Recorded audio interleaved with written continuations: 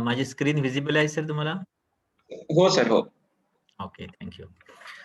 Friend, good morning again. Rather now, today, good afternoon, because it is almost 5:12. Uh, uh, uh, Yesterday, we started from describing qualitative research. Let me quickly take a review of what we have discussed yesterday, and then we will proceed further. So yesterday, we started with this qualitative research, and then the difference between qualitative and quantitative research. We talked about in detail the conceptual how it is different, and then we talked about viva analysis, and then we have discussed what are the different probable reason for selection of research topic. And then we talked about that we discussed that the research question is going to be very important whenever you want to start your research. So we started with the formulation of question, how the research question is important, how to phrase the research questions, some examples of research questions. And then we talked about what are the challenges we will be having while doing research. And then the steps to be followed for identification of research problems, how your research journey is going to be. We also discussed the pictorial representation of the entire research processes. And then in detail, we talked about the literature review. What should be our approach? What are the sources, right? How rigorous literature review is very important for inculcating novelty, how to identify international journal of repute, what are the parameters for identification of journals, what are the different databases where you can publish your data. And we discuss the ResearchGate, Google Scholar, Web of Science. We did the comparison also. This is what we have discussed yesterday. I believe that was very important.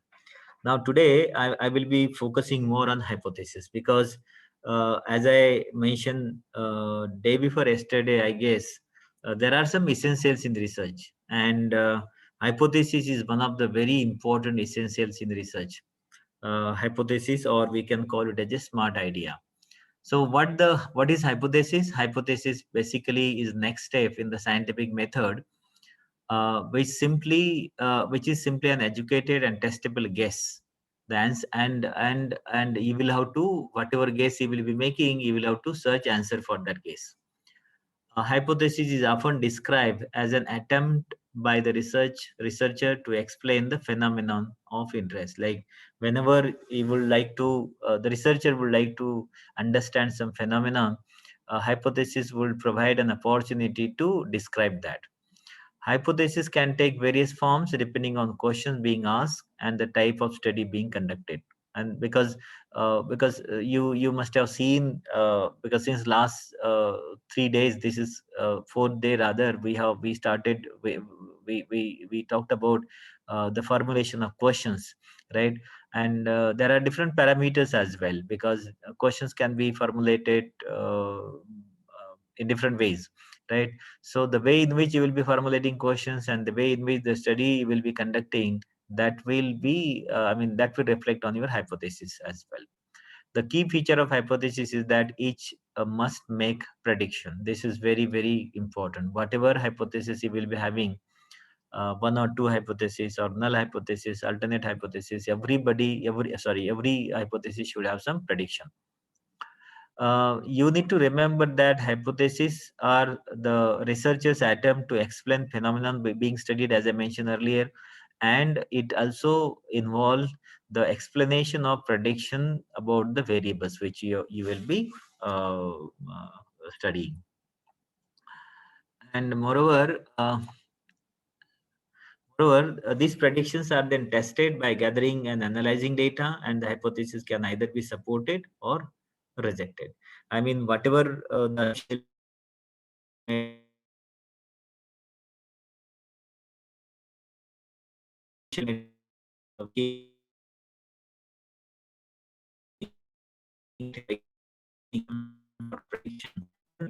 that then you will be either you will be accepting or you will be rejecting that hypothesis. Let me tell you more about hypothesis. Hypothesis is an assumption about the relations between variables. ये बंद करो. Hypothesis is an assumption about the relations between the variables. A hypothesis can be defined as a logical. Hello. AC राहू द्यायचं, ही light बंद करायची. Hypothesis is an assumption about the relations being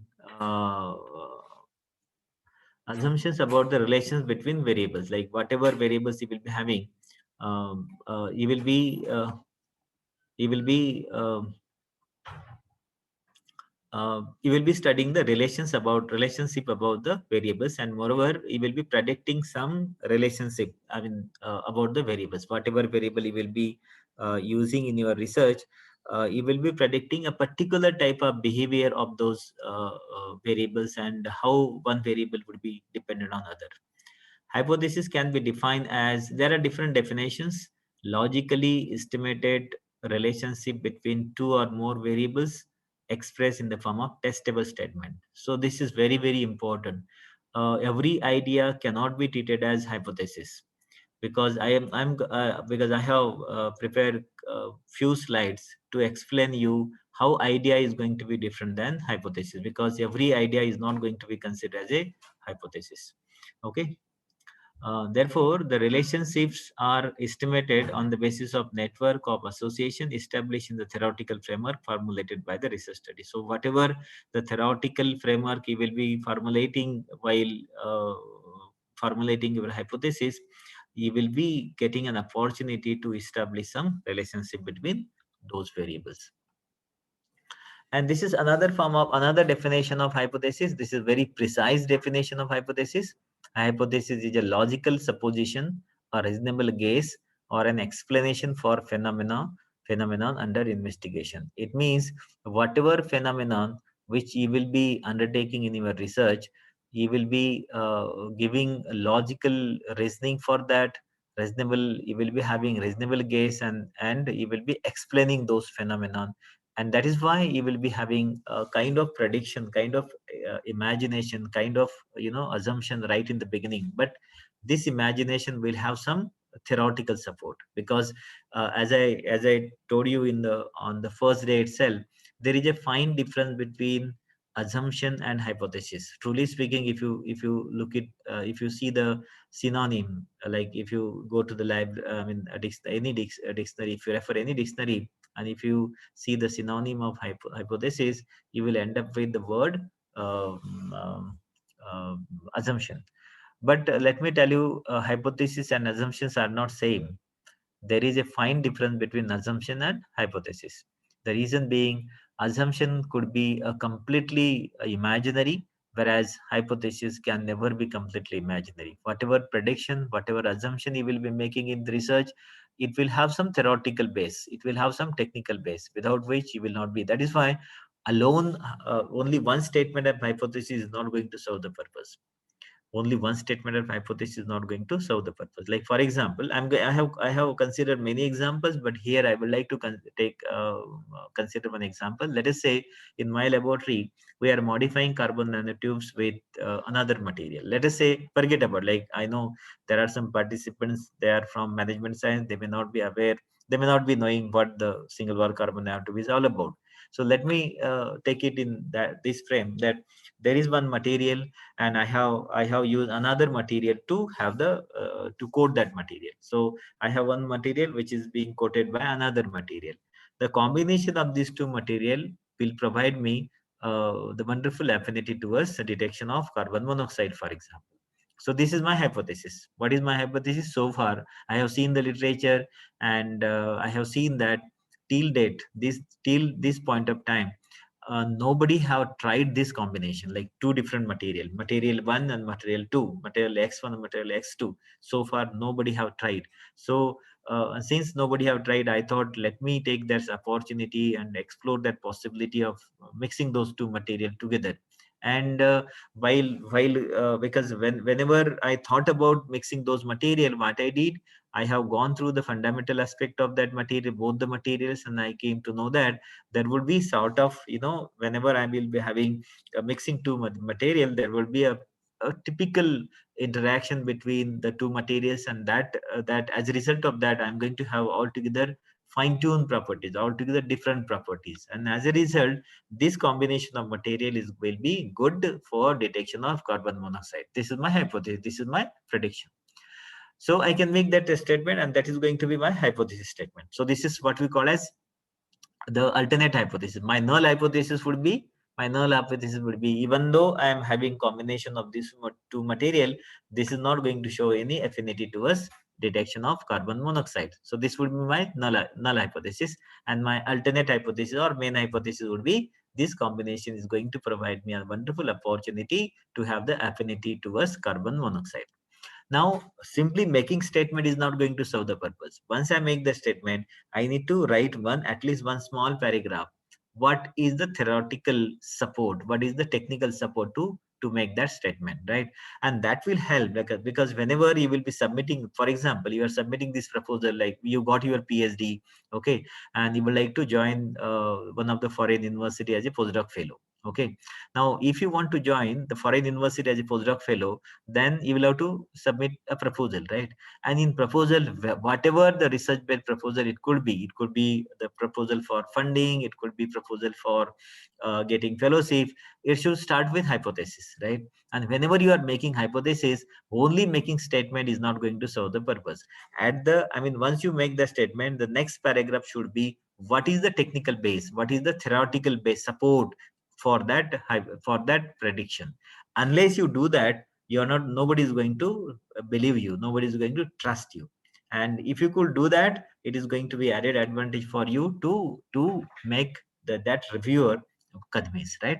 And therefore, whenever we are talking about assumption, that is why I said there is a fine difference between assumption and hypothesis, because assumption may not have any theoretical support, many technical support, whereas whenever we are talking about hypothesis always has some technical support, always has some theoretical support. जैसे मैंने आपको बताया था कि हमारे poet जो होते हैं कभी भी चांद पे चले जाते हैं, right? So they don't need any support to reach moon, right? They can go at any time moment, like at this moment they will be at BAMU, and at another moment they can reach to the moon, they can reach to the Mars, wherever they want, right?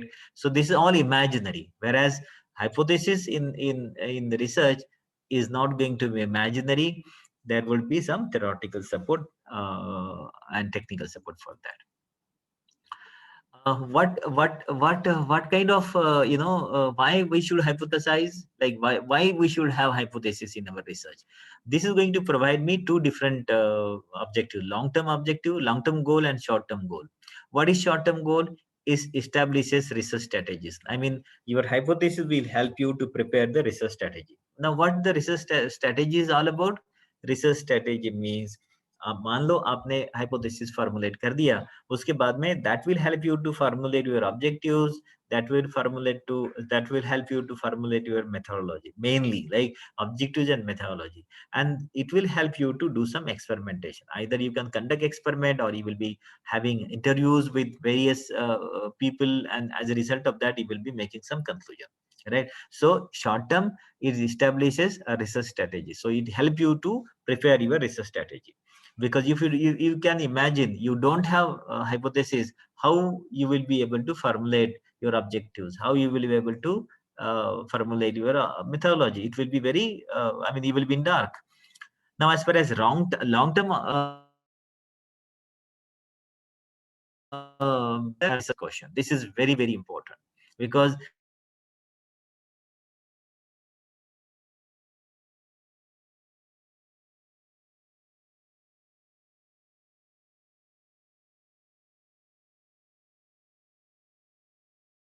this hypothesis will help you to answer your research question, because research question cannot be answered in yes or no. Let me tell you, my friend, it doesn't आप ये मत समझिए कि research you have formulated one question, you are expecting answer in yes or no. No, it will, like, you need long term strategies to address that question. It will take years together means, because once you have formulated your question right in the beginning, you may have answer of your question at the end of your research processes, at the research duration.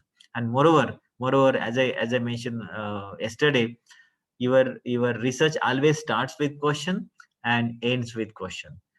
Start with problem and ends with problem. So whatever solution, whatever question, whatever answer you will be having, again that answer will have question in it, right? Every answer will have question in it. And if you have that kind of attitude, then only I would say you will be considered as a successful researcher. So this hypothesis will help us to, I mean, there are two different benefits of hypothesis: short-term benefits and long-term benefits. Uh, um, what are the importance of hypothesis? Hypothesis is important because it guides research and researchers. Because this hypothesis will help you, guide you. Because for example, you have made one prediction. Accordingly, you will be doing some experiment. Accordingly, you will be having some data. You will be interpreting, and then you will be testing your hypothesis. You will be checking whether, like as I mentioned earlier, like combination of two material, like material X and material Y, is going to provide me affinity towards carbon monoxide. This was my prediction. I did the experiment. Okay, I got the result, and I came to know that it is not showing any affinity towards carbon monoxide. अगर ऐसा होता है तो मुझे क्या करना पड़ेगा? I need to go back. I need to learn. I need to again refer that theory. जो मैंने theory पढ़ी थी, whatever theoretical background I have gone through, what was wrong with that? Because what made me to have that kind of prediction? तो हमें फिर से देखना पड़ेगा कि what kind of mistake I have committed. So it will guide research as well as researcher to fine tune their day-to-day processes. It helps an investigator to locate information needed to resolve the respective problem, because hypothesis will also help us to locate the information as well. Because because we have already discussed in literature review that there are different resources, different sources for literature review, right? And you never know which information is going to be important for you to address your question, to get the answer to your question, right? So this hypothesis will help researcher to locate the information which is needed for respective problem. Because as I mentioned, there are different possibilities, different resources, and it will help you to locate the exact location of the information which is required for addressing your problem.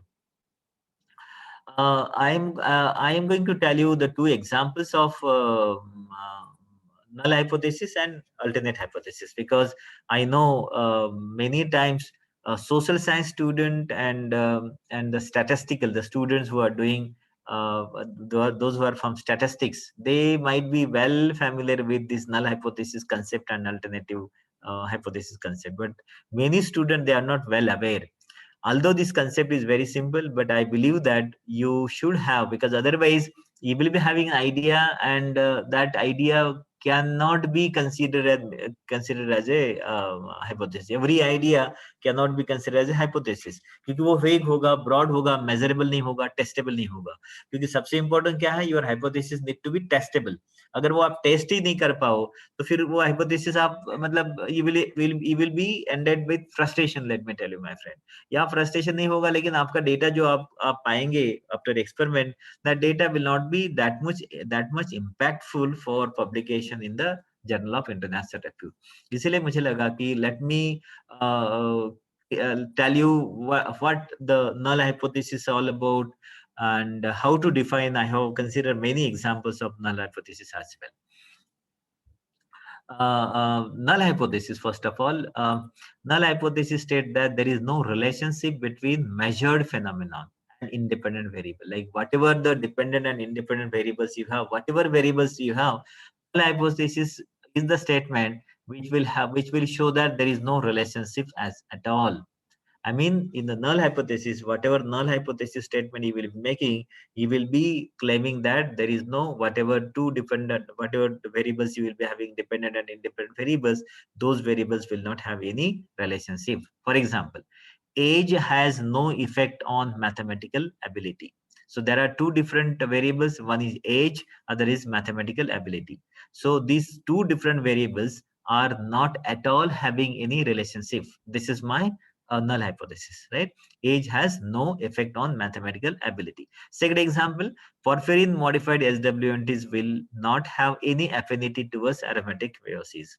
So this is what I was talking about, like one material SWNT is one material, porphyrin is another material. If I modified this particular material with porphyrin, this combination will not have any affinity towards aromatic prebiosis. So this is going to be my null hypothesis.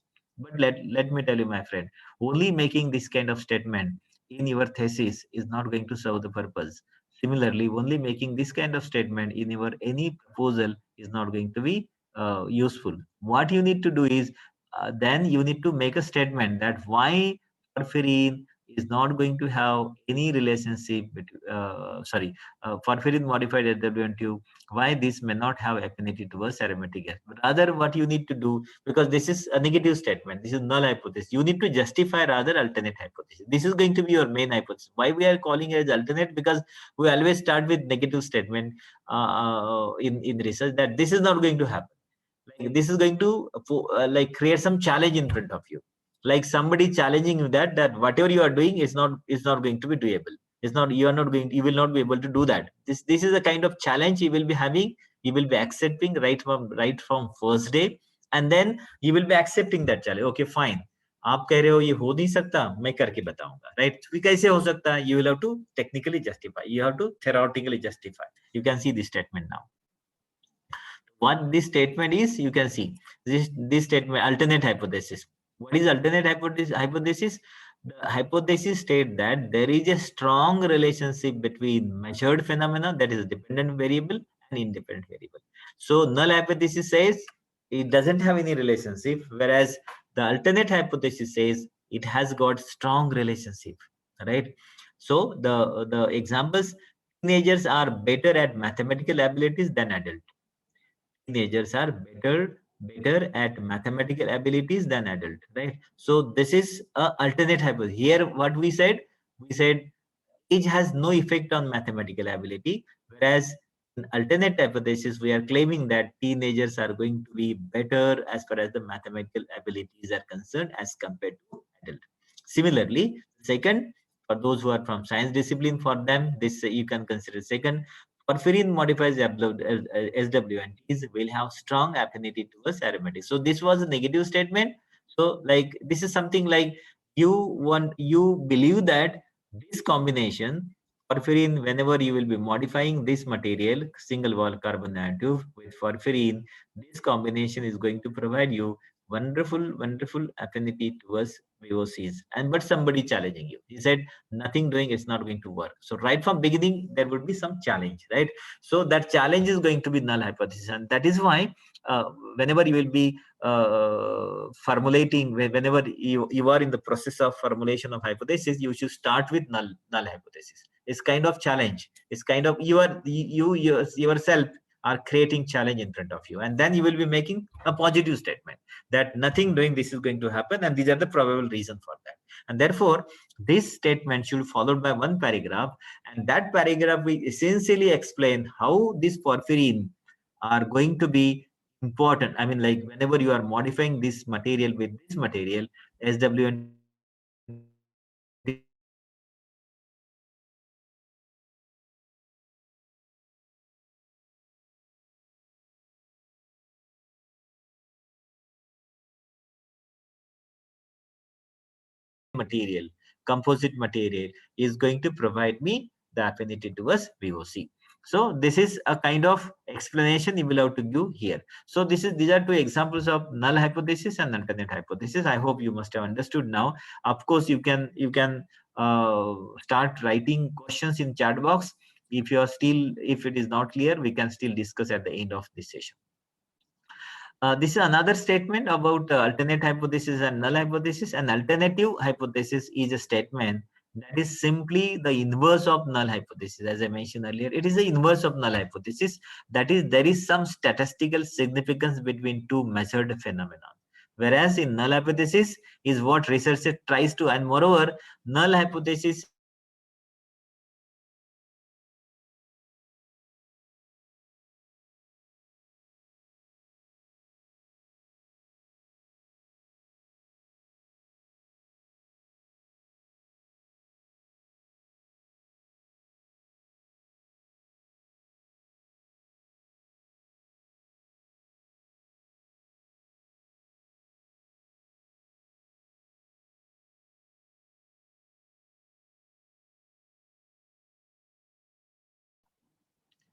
Oh, I got disconnected.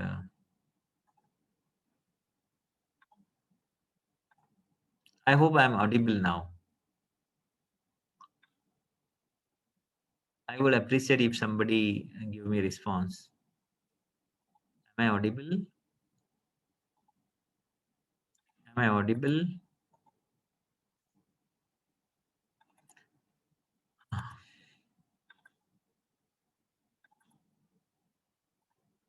Am I audible?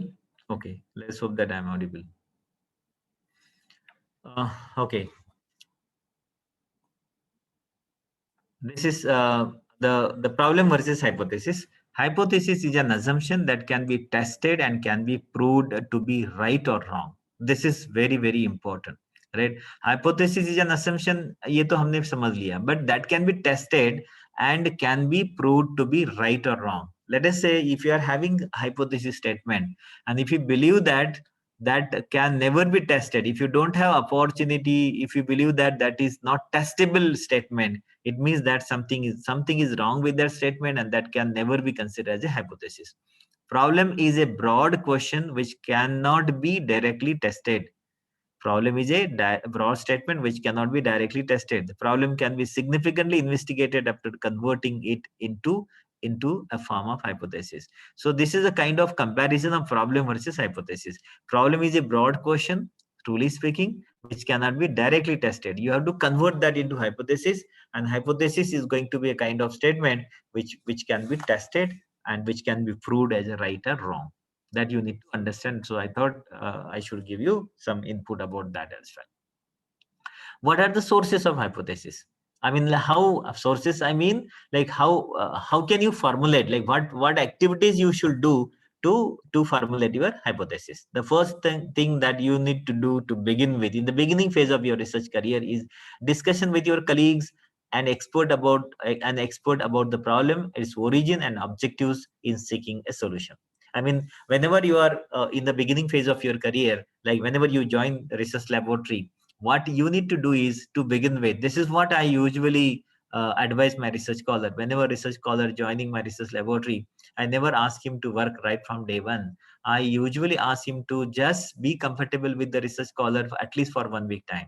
I ask research scholar, I mean new entrants to sit in the lab, to sit with the student, have interaction with them, read some articles, fundamental articles, observe the others, what other research scholars are doing, have discussion with them. And whenever we are having group meeting once in a week, I always ask those research scholars to just be a part of that meeting, so that he or she will be able to know what is happening, what kind of culture this particular lab is having. So that kind of process should be followed by research scholar to begin with, for the formulation of hypothesis. So this is first activity that everybody should do.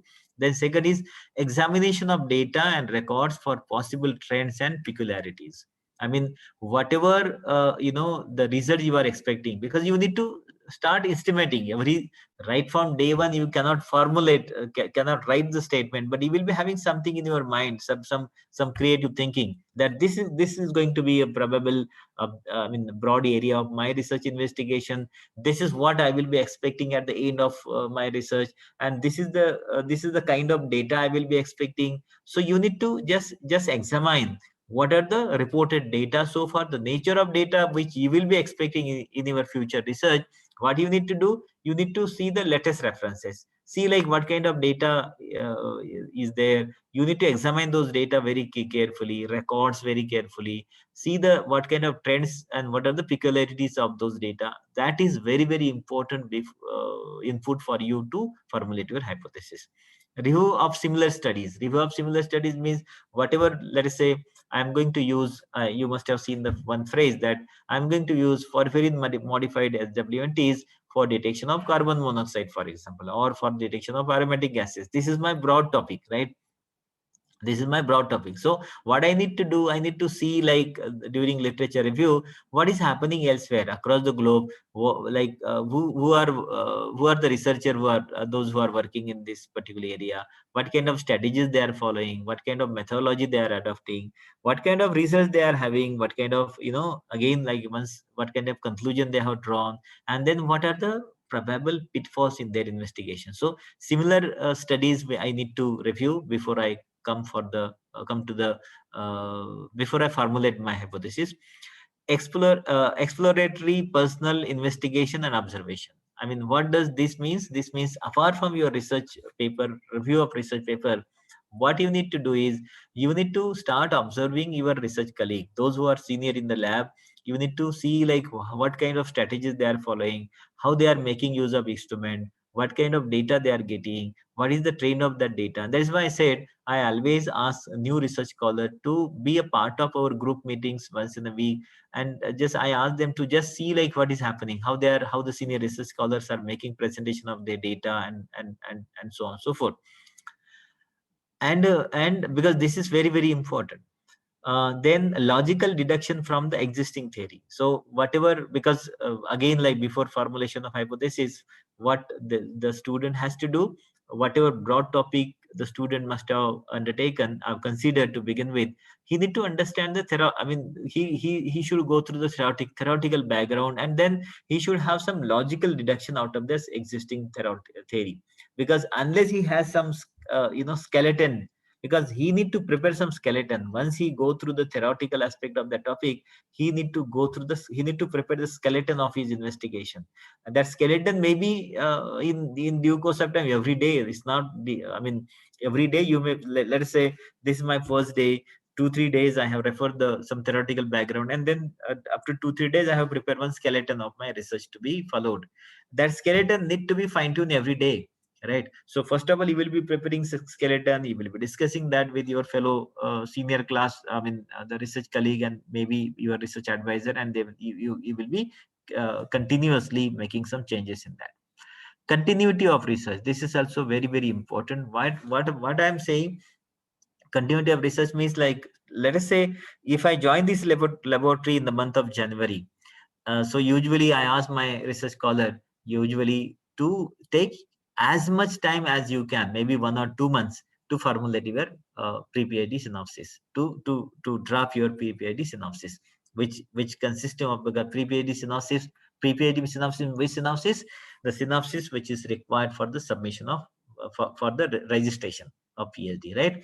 So that consisting of your title, and then abstract, reference, review of literature, then the hypotheses, objectives, methodology, right? Then probable conclusion, the scheme of the chapter probably, and then some introductory part right in the beginning of the your report, right? So for this purpose, you need to have the continuity. Because if I started working in the research laboratory today, and then if I work there for 1 week time, and I took off for another 1 week,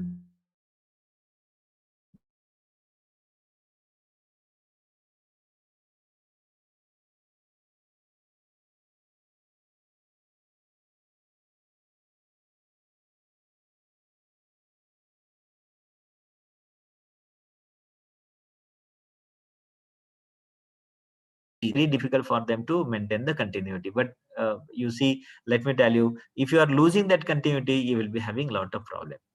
Then intuitions and personal experience, personal experiences are going to be very, very important.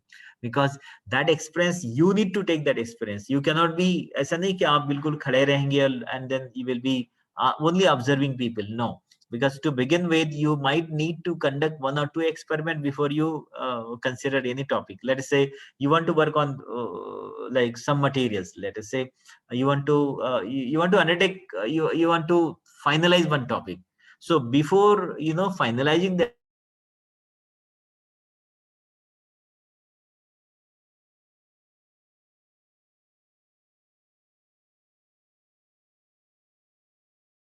topic. So that experiment will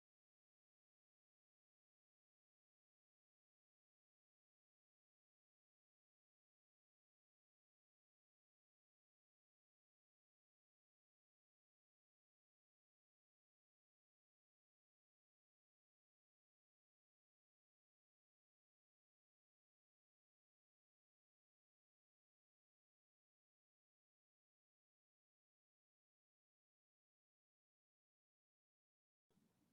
Sorry, I was again disconnected. There is something wrong with the internet connectivity today.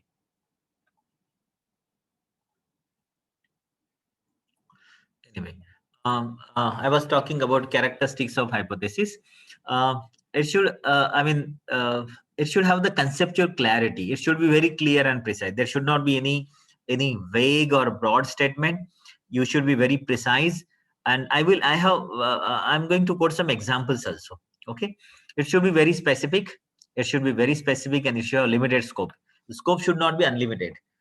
It should be very consistent. It should be consistent with the objective of research. Like whenever of course, like objective will come next, but truly speaking, there should be some coordination between the objectives and the hypothesis. Sometimes your hypothesis, objectives, and the methodology, there should be some consistency. If you are losing consistency, like hypothesis, you are expecting something one, like you are expecting, let us say you want to go to Bombay. This is what your hypothesis is. Like hypothesis is you can reach Bombay in like 1 hour. uh, uh, like your hypothesis, you can reach Bombay in 1 hour, right? This is your hypothesis, right?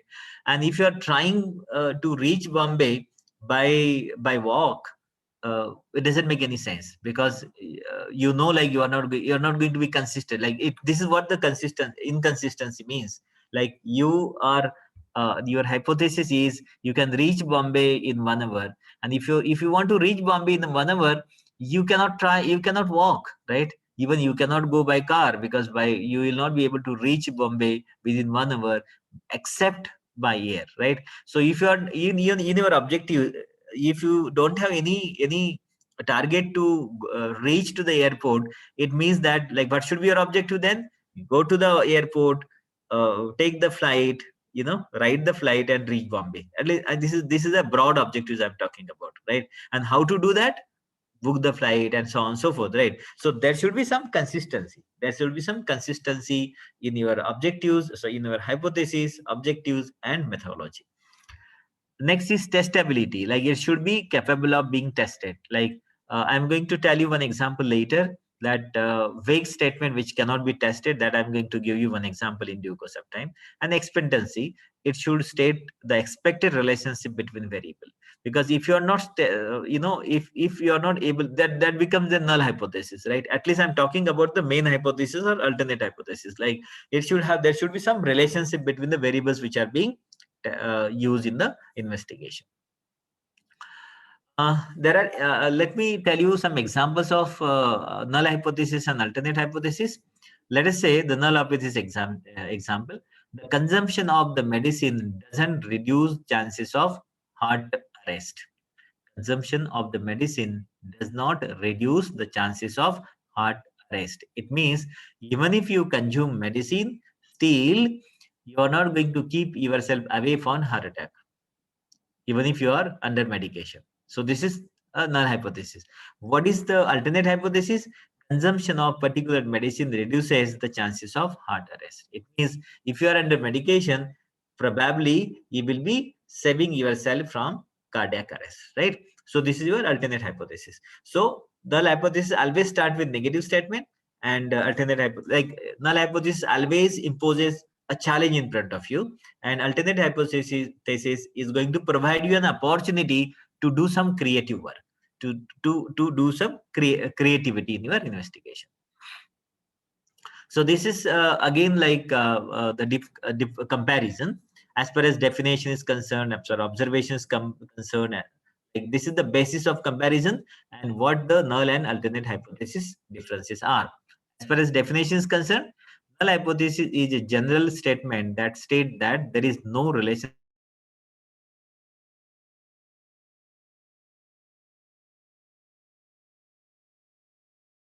the variables in the study. Like whatever variables we are going to have, there should be no relationship between them.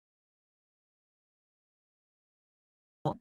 And an alternative hypothesis is a statement that describes that there is a relationship between the selected variables in the study. Like whatever variables we are going to have, null hypothesis mentioned as per definitions concerned, like null hypothesis says there is no relationship, whereas alternate hypothesis says there is a strong relationship.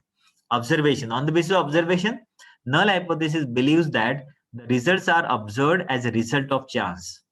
Null hypothesis believes that null results are observed as a the results are observed as a result of chance. By chance, you are going to get the result. Whereas alternate hypothesis believes that results are observed as a result of experimental observation.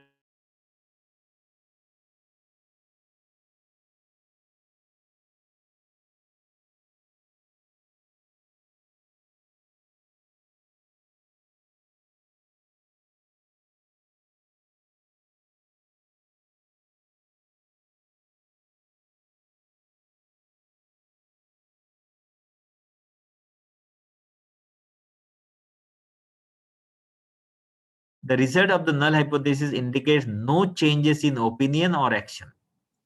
Okay, this is what I made the statement that the consumption of medicine does not reduce chances of heart arrest. Even if you are under medication, still you are not going to protect yourself, right? So it means the result of the null hypothesis indicate no changes in opinion or action, whereas result of an alternative hypothesis causes the changes in options as well as uh, the actions, sorry, opinions as well as action. It means like you will be doing some creative work if you are trying to justify alternate hypothesis. If you are trying to justify null hypothesis, it means you don't want to do anything. Significance of data. What is the difference? If the null hypothesis is accepted, the result of the study become insignificant, as I mentioned earlier.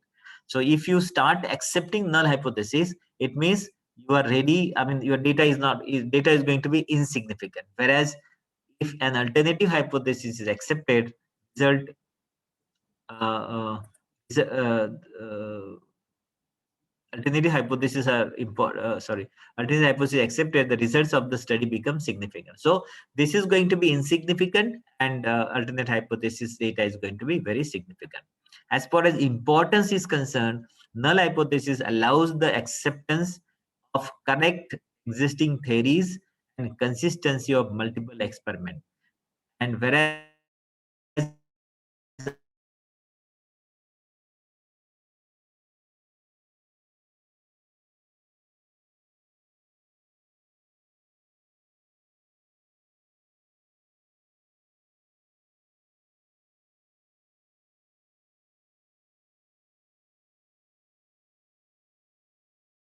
It is not at all possible, over the times, you those who are from physics background, they know the Newtonian and quantum mechanics. What is the difference between the Newtonian mechanics and quantum mechanics? So, what happens? What does it mean? It means that if you want to accept the null hypothesis, it means you want to accept the theory as it is. You don't want any improvement. Whereas, whenever you are proving alternate hypothesis, it means you are going to have the improved theories. As far as symbols are concerned, null hypothesis is denoted by H0, and whereas alternate hypothesis is always denoted by H1 or H3. And mathematical expression, it is followed by the equal sign. Null hypothesis always followed by equal sign, whereas alternative hypothesis follows by not equal to, less than, or greater than sign. Okay, these are some of the comparison of null hypothesis and alternative hypothesis. And let me give you some examples of null and alternative, more examples rather. Like this is example of alternative hypothesis. Application of biofertilizer increases the plant growth.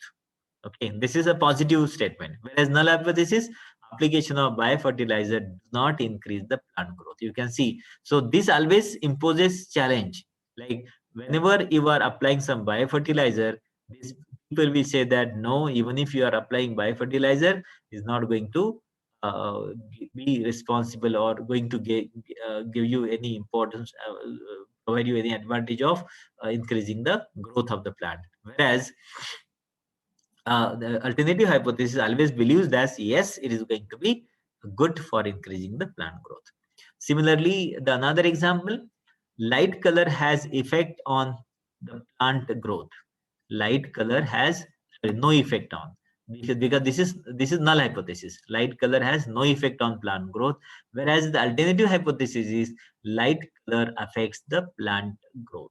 Okay, so accordingly, but these are some, there can be n number of examples. I thought I should give you some generalized examples, some scientific examples, I mean examples related, more technical examples rather, so that you will be able to understand the difference between null hypothesis and alternative hypothesis. Now let us see like how hypothesis can be tested.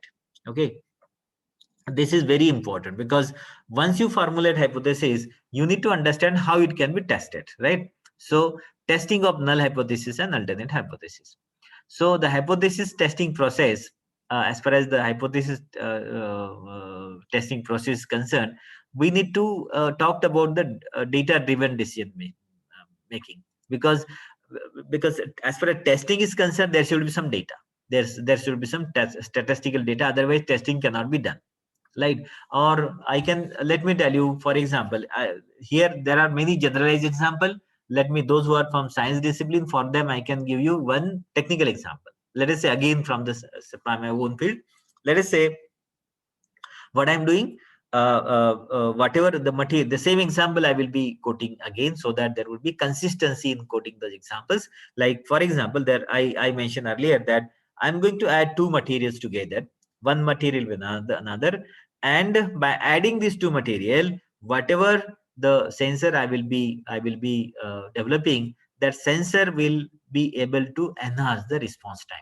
So at present, by using one of those material, the response time is, let us say, 20 seconds, for example, 20 seconds, right? So this is one particular number.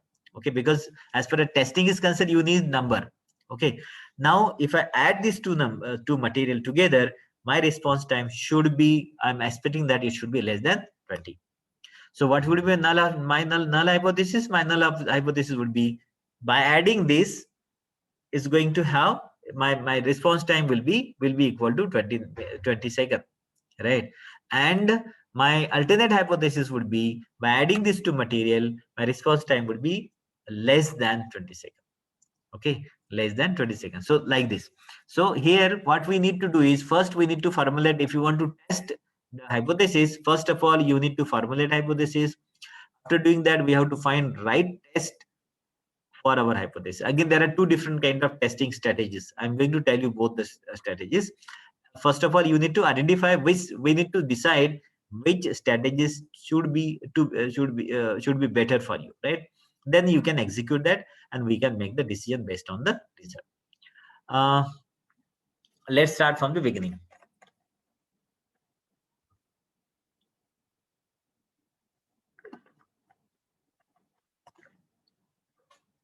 Again, let me tell you again, hypothesis in different form. Though there are many ways to define the hypothesis, the most convenient form can be, the hypothesis is an idea that can be tested. Okay, this is another alternative way to define the hypothesis. The hypothesis is an idea that can be tested. You remember, I said idea can be hypothesis, but that should be tested. So it is an idea that can be tested. If it is not tested, that idea can never be referred as hypothesis. This is not a formal definition, but it explains the point which is going to be important for us. Let's, like for example, if we say that apples in Aurangabad are expensive, apples in Aurangabad are expensive, this is an idea or a statement, but however, it is not testable. Until we have something to compare it, we will not be able to compare it, because apples are expensive in Aurangabad, right? So this is wonderful idea. This can be a statement, but this can never be considered as a hypothesis, because it cannot be tested. Therefore, if you want to define expensive, then you need to, how much expensive? Like any price higher than 400 rupees per kg, then it is immediately becomes hypothesis. If you say that apples are more than like expensive, and price is higher than 400 rupees per kg, then it becomes hypothesis, because it can be tested. This is a statement that in Aurangabad we are going to have the very expensive apples whose cost is around 400 rupees per kg. So you have got some number which can be tested. But if you don't have that number, then that can be only idea and it cannot be tested. Another example, what cannot be hypothesis? Another example. Would India do better or worse under Modi's administration compared to Manmohan Singh administration? Statistically speaking, this is a wonderful idea. Like how to measure it? Whether it is good or bad, the Modi government administration versus Manmohan Singh government or administration, whether it is good or bad, unless you have some number, this cannot be tested, and therefore it cannot be hypothesis of statistical test. I mean, if you really want to test it, it cannot be, and therefore I would request you to see what kind of hypothesis you have formulated. Are those hypotheses are similar to this kind of hypothesis? These are also kind of questions, right? These are also kind of questions. They're also kind of assumption, right? But the question is whether whatever question you have framed, whatever statement you have made as far as hypothesis is concerned, whether it is testable. If it is not testable, it cannot be referred as hypothesis. This is just example. Now, as far as testing is concerned, there can be a two-sided test or one-sided test. Okay. So let me start with two-sided test first. According to, let's say an example for that, right? How to test two-sided, how to adopt the two-sided test for testing hypothesis. Okay. Now, for example, for that purpose, we have to take example. According to Economic Survey of India, let us say the average salary of professor in India is 2 lakhs rupees a month. Okay, this is a statement. This idea we got it from this survey, Economic Survey of India. They made a survey, and as per their survey, average salary of professor in India is 2 lakh rupees per month. So we want to test this, whether this estimate is correct or not. Right now, how is going to be null and alternative hypothesis? There are two hypotheses that are made. Null hypothesis denoted as H0, as I mentioned earlier, and alternative hypothesis will be denoted as H1 or HA. Null hypothesis statement would be the average salary of professor in India is 2 lakh rupees. Because I mentioned earlier, null hypothesis always followed by equal sign. Null hypothesis in statistical presentation, null hypothesis always followed by equal sign. So average salary of India, average salary of professor in India is equal to 2 lakh rupees a month. This is null hypothesis. So this is a kind of challenge you are imposing, right? While alternative hypothesis would be the average salary of professor in India is not 2 lakh rupees a month.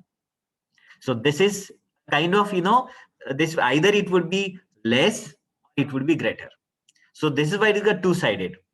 This is two-sided. So salary can be less than 2 lakh, or it can be more than 2 lakhs.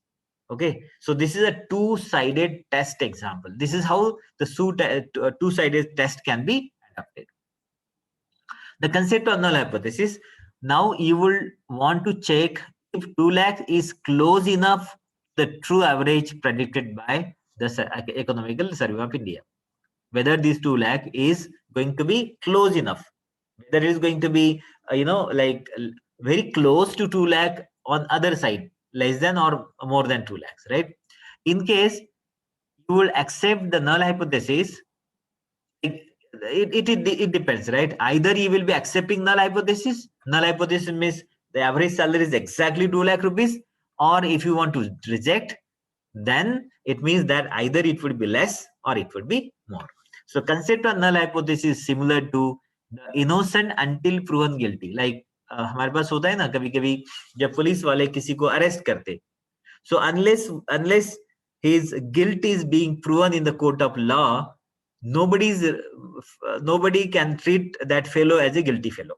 जब तक उसके जो भी offence होगा, जब तक court of law में prove नहीं होगा, तब तक हम उसको गिल्टी नहीं मानते, तब तक गिल्टी मानते ही नहीं. सिमिलरली लाइक नल हाइपोथेसिस, जब तक वो टेस्ट नहीं होगा यस और नो, तब तक उसको हम एक्सेप्ट नहीं करेंगे, right? So we assume that average salary is 2 lakh rupees and we try to prove. Like assume is you are not going to assume that. What you will be doing then, you will be collecting, as far as this example is concerned, you will be collecting, you will be choosing population, you will be having interviews with the people, you will be collecting data from various databases, right? And then based on that, you will be having some conclusion. And then based on that, you will come to the conclusion that whether whatever the survey, whatever the prediction, whatever the estimation made by the survey of the Economical Survey of India, that particular agency, then whether that conclusion, that estimation was okay, like correct or not. If it is correct, it means you have accepted null hypothesis. You have accepted null hypothesis. Or if not, then if it is not, then what would be the probability? Probability could be, it would be either less than 2 lakhs or it could be more than 2 lakhs. So this is a kind of two-sided or two-tailed test. This is testing of hypothesis, but kind of a two-sided or two-tailed steps. Now let me tell you another concept. Example of one-sided test. This is going to be example of one-sided test. You can also form one-sided or one-tailed test. Like, let us say your friend Rakesh told you that he thinks that the professor earns more than 24 lakh rupees a year. No doubt, I mean, whatever your friend, he is saying that the professor in India is going to earn more than 2 lakhs, more than 24 lakhs rupees a year. मतलब एक professor India में 24 लाख से ज्यादा कमाता है, ये आपका friend आपको कहता है, right? So what you need to do? You are doubting because you have doubt. He has made a statement that professor is going to earn in India more than 24 lakhs a year per annum, right? But you have doubt.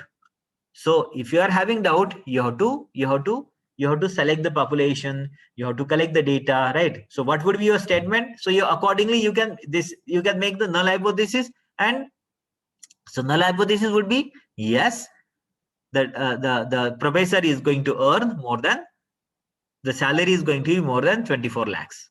Salary is going to be more than 24 lakhs. Whereas your alternate hypothesis would be salary of the professor would be either less than 24 lakh or equal to 24 lakh. So this is one-sided test. So how you are going to do that? You will be collecting the data, you will be choosing population, you will be targeting some population, collecting data, referring databases, and we'll come to the conclusion.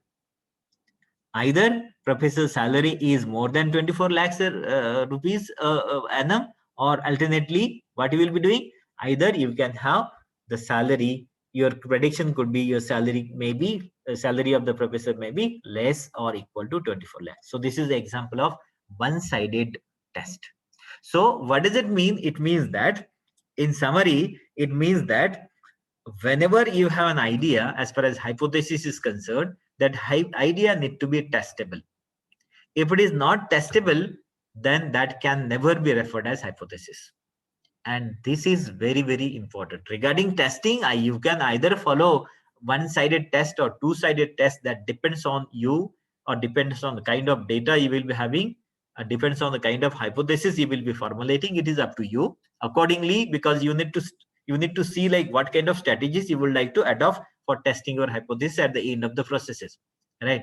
But this is very, very important, because if you commit mistake here, I'm sure, because hypothesis formulation is going to be very, very important step, very important, crucial step rather. And therefore, what is important point that I would like to communicate is the outcome of tests refer to the population parameters rather than sampled statistics.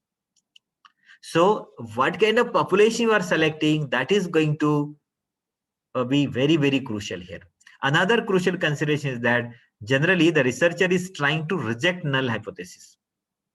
Usually, I mean, as far as this entire analysis is concerned, generally, like any researcher, he will like to reject null hypothesis, because if you don't reject null hypothesis, then there won't be any creativity, there won't be any improvement, and then it will be very difficult for you to publish your data.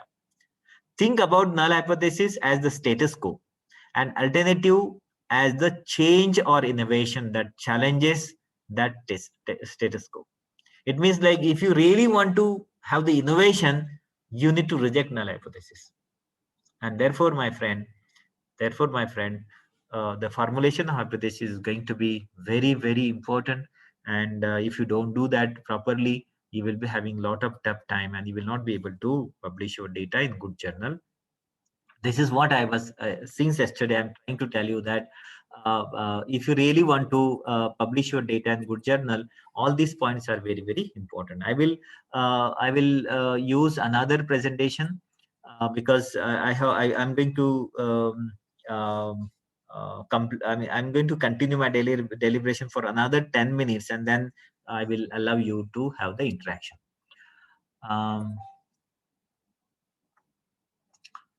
This was like unit 1 and unit 2. As far as unit 3 is concerned, unit 5 rather in the syllabus.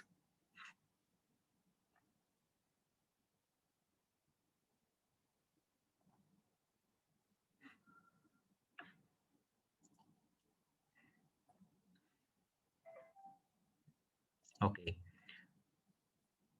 Now I'm going to, this is going to be last unit of this curriculum, which I was supposed to cover 3 different units. Unit 1 and unit 2 I have already finished. Now this is last unit of the curriculum, that is drafting of scientific manuscript. Let me tell you, brief about the drafting of research manuscript.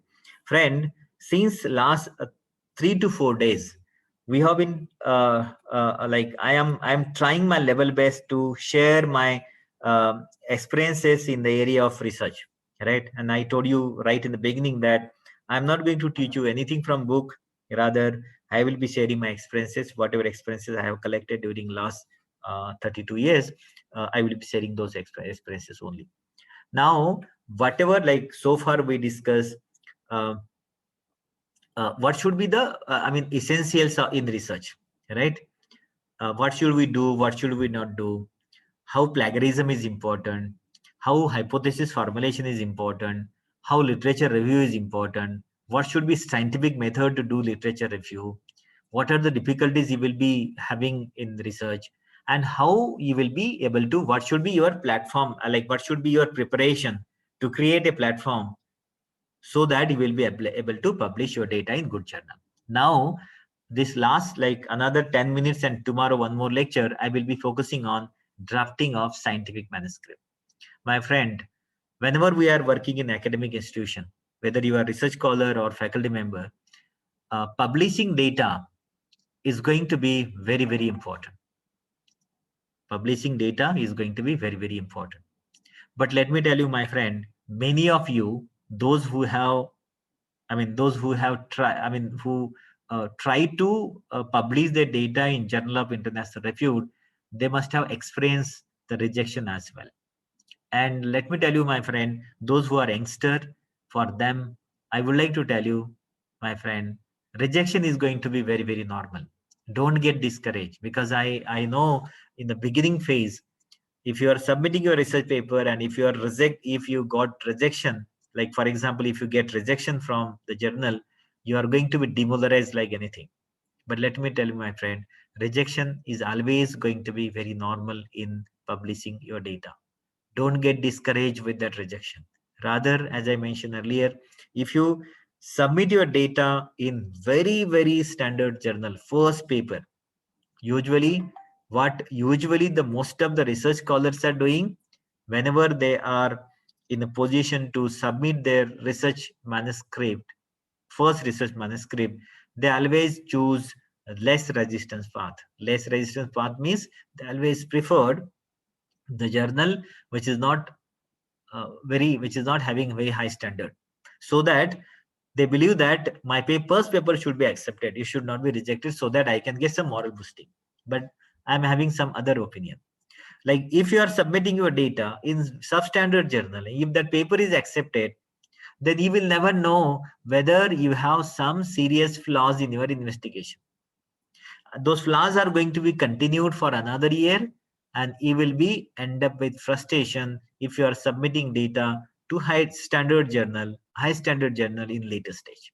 Rather, if you are submitting your data right in the beginning to good journal, you will be, no doubt, your paper may get rejected, but as I mentioned earlier, you are going to have the lot of you are going to have a very rigorous comments from the journal, and that comments are going to provide you an opportunity to learn many new things. So therefore, rejection should be treated as an opportunity to learn many things. And so you should not get discouraged. But the question is why the manuscripts are rejected, because that we need to understand. Because if you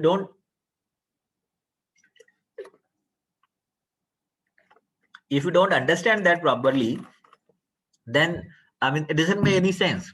Okay, so what are the two, I have two prominent reasons to begin with.